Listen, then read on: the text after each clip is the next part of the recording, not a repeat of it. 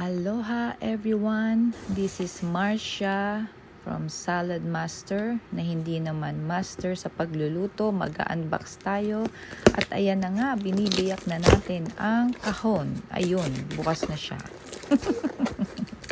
Samahan niyo ako mag-unbox ng Salad Master Rice Cooker. Whee! Meron na tayong panluto ng kanin. Ayan siya. Oh, hirap na hirap akong buksan yan. Sa totoo lang, hindi ko siya ma-figure out paano ko siya ilabas ng box.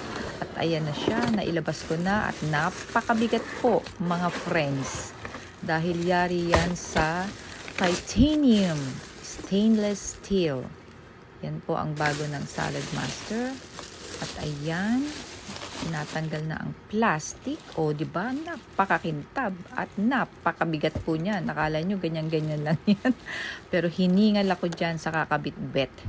Ayan, Salad Master is made in the USA. Kaya, ano pang masasabi natin dyan? And this one is the lid. Di ba? Kintab. Yan yung ano niya, pang-detect na na-reach na yan na yung heating point. Oh, ha? Oh, aloha. And then, yan yung pang-control ng heat at saka ng timer. So, ladies and gentlemen, this is Salad Master Rice Cooker. Ayan. Pwede ka rin magluto dyan ng ibang ulam na mga favorites mo.